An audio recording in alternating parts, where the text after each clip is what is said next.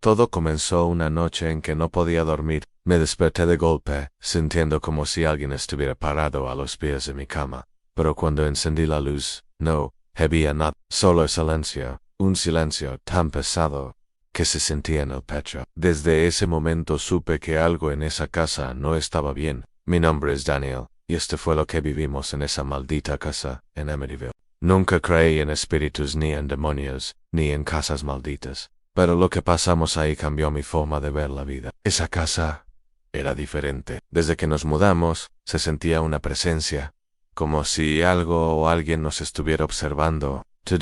Recuerdo el primer día, cuando llegamos, mi esposa Kathy me dijo que no le gustaba la energía del lugar. Yo me reían, le dije que era solo una casa vieja. Pero esa misma noche, el perro empezó a ladrar sin parar a una esquina vacía del sótano. Se puso tan agresivo que tuvimos que encerrarlo en el garaje. En ese momento, pensé que eran nervios de la mudanza. Qué equivocado estaba. A los pocos días, los niños comenzaron a cambiar.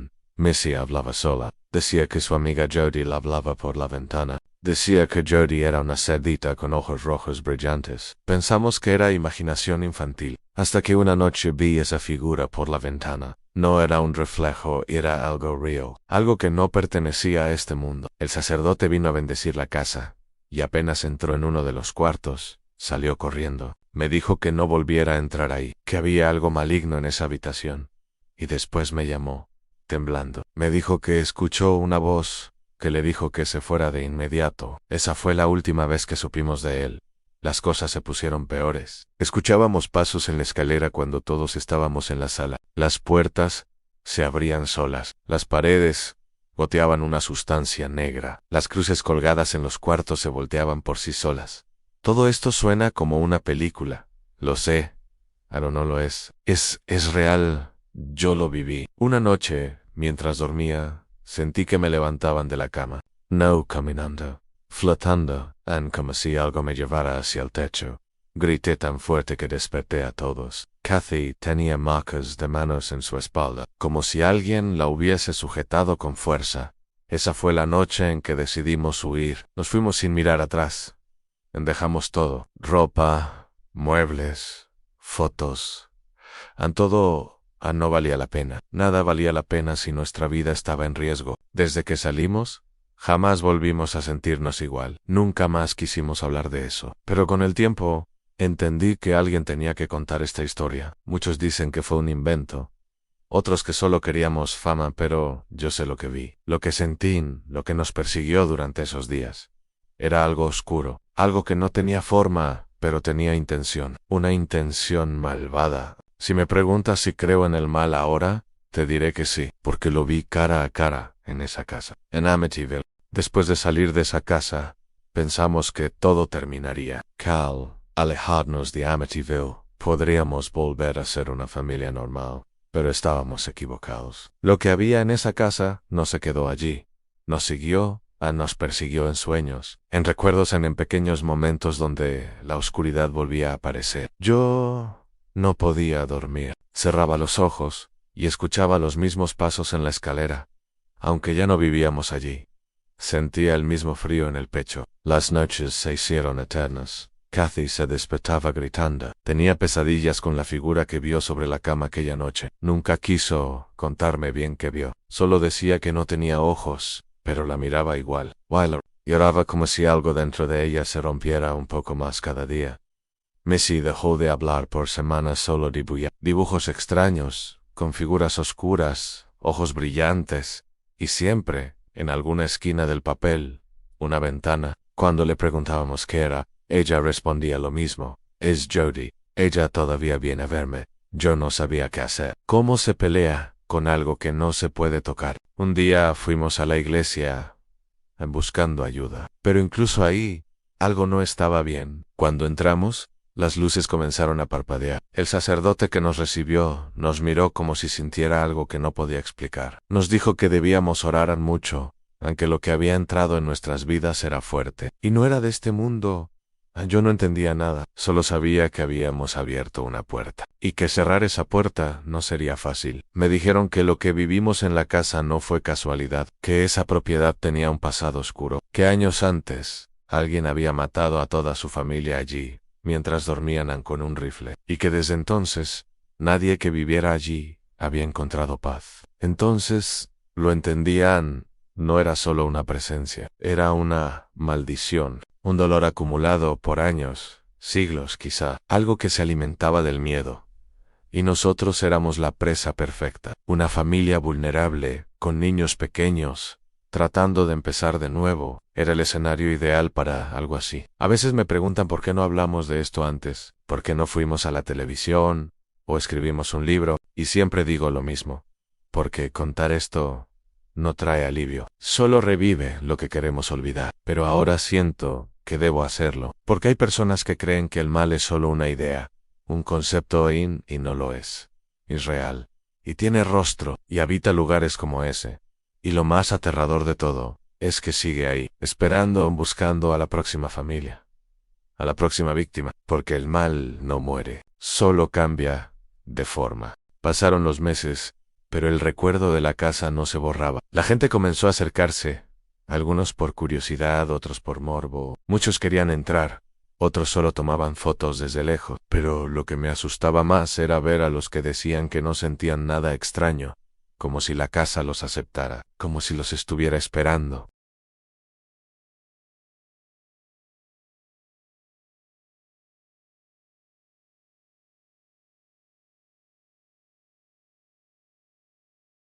Me dijo algo que nunca olvidaré cuando una casa como esa se despierta.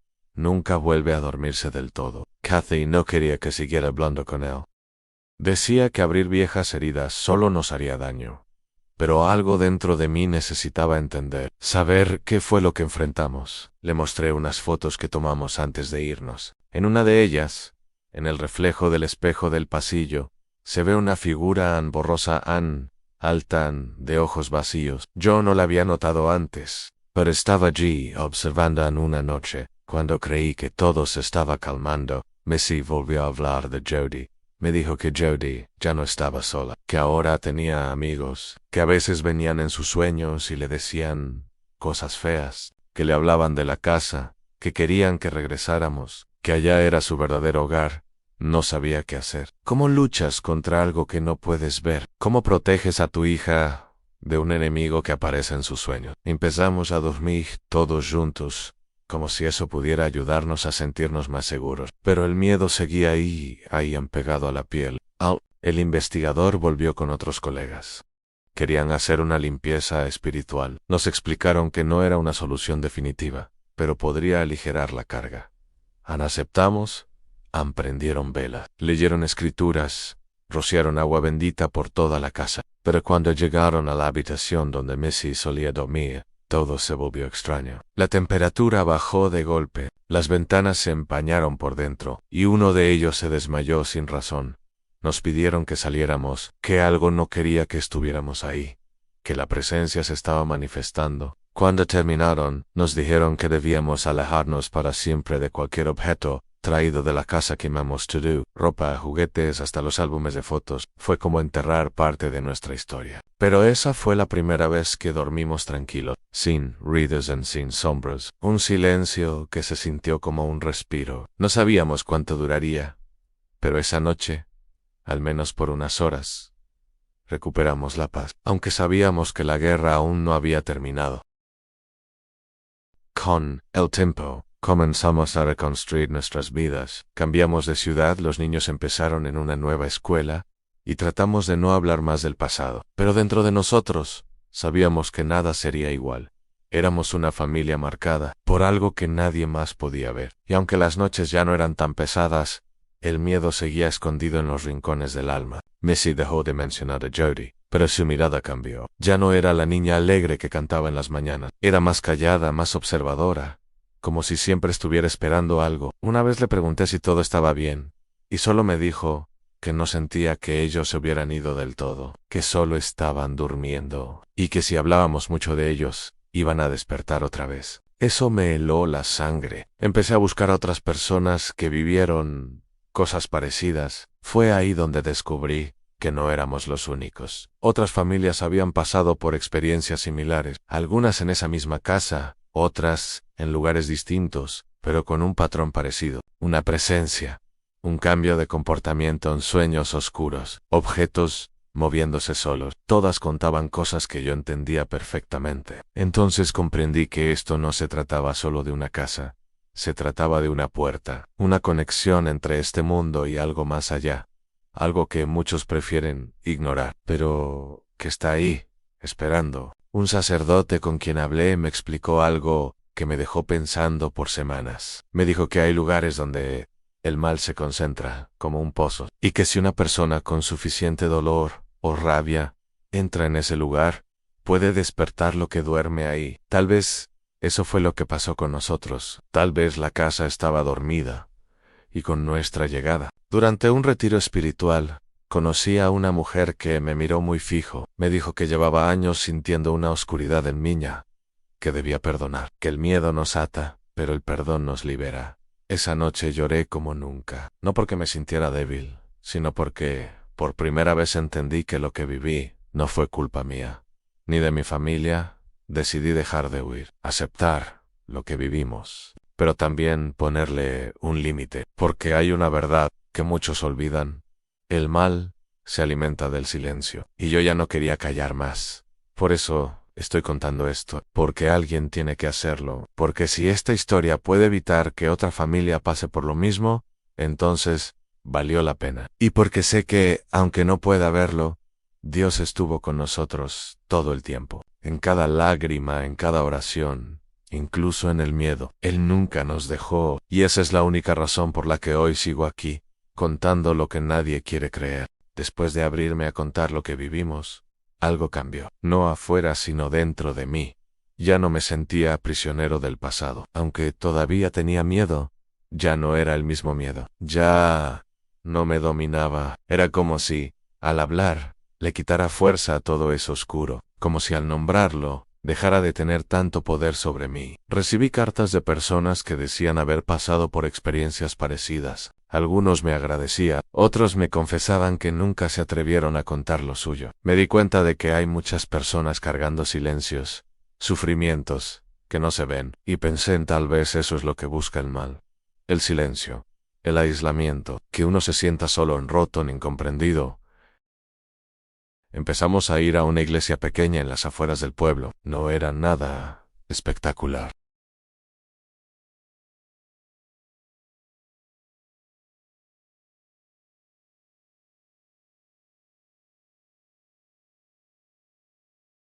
Y por primera vez en años, sentí algo aflojarse dentro, como si una cadena invisible se rompiera. Esa misma noche, Kathy me abrazó mientras dormíamos. Me dijo que había soñado con la casa, pero que esta vez estaba vacía, no abandonada, sin sombras, y que una voz le dijo: ya no tienen poder aquí. No sé si fue real, no sé si fue un sueño, pero fue paz, y eso era suficiente. Los niños crecieron. Missy empezó a dibujar flores otra vez. El pequeño dejó de dormir con la luz encendida ni yo. Yo comencé a escribir no para vender libros, sino para dejar constancia, para decirle a quien necesite oírlo: no estás sola. Lo que te pasó, lo que sentiste, lo que viste, no es locura, es real y hay salida. Nunca volvimos a Amityville. No pienso hacerlo. Pero a veces paso cerca en el auto, y cuando lo hago, solo miro hacia adelante. Ya no me detengo, ya no giro la cabeza, porque sé que todo lo que debía aprender de esa casa, ya lo aprendí. Y porque entendí algo muy claro: hay batallas que uno gana, no cuando se olvida lo que vivió, sino cuando se niega a ser definido por ello. Esa casa fue un infierno. Pero salimos. Y hoy, aunque con cicatrices, vivimos. Y eso, para mí, es el verdadero milagro.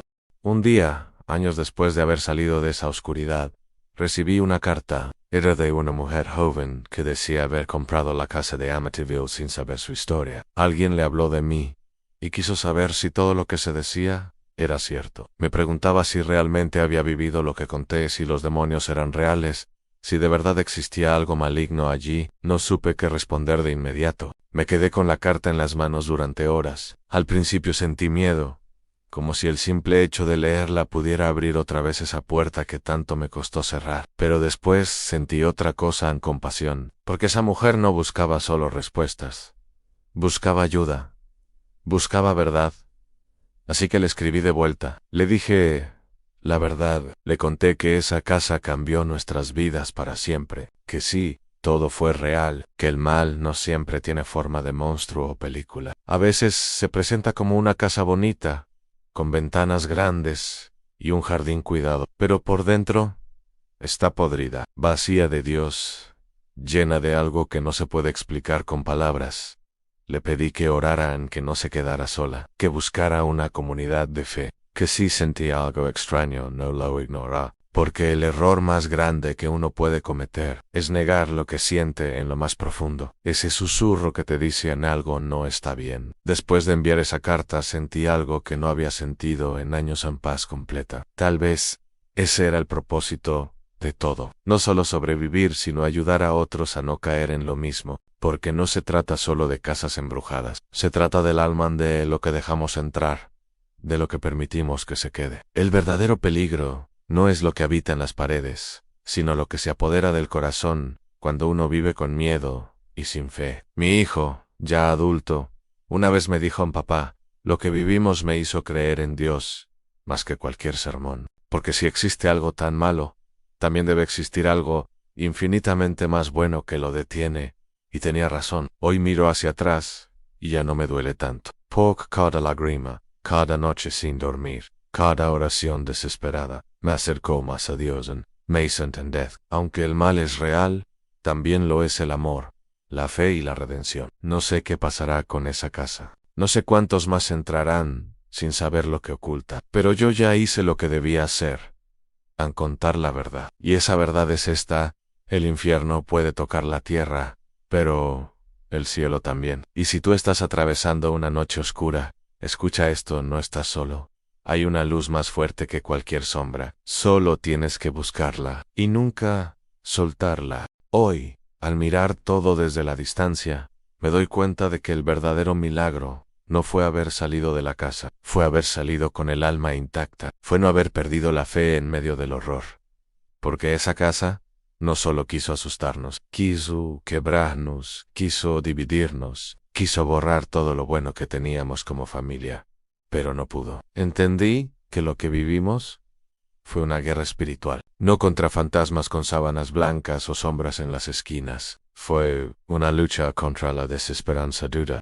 Y en esa batalla, lo único que nos mantuvo de pie fue la fe esa que uno clama llorando en una noche sin estrella, esa que no se aprende en libros sino en la necesidad. He escuchado a muchas personas burlarse de nuestra historia, decir que todo fue un invento que buscamos atención, y a esas personas solo puedo decirles esto: a nadie elige vivir lo que vivimos. Nadie cambia su vida entera, abandona su hogar, su historia, sus recuerdos, solo por un cuento. Lo que nos pasó fue real, fue oscuro, y fue más grande que nosotros, pero también fue la puerta hacia algo más profundo, hacia una vida con propósito. Mi esposa, ahora más fuerte que nunca, encontró su misión ayudando a otras familias que han pasado por situaciones similares.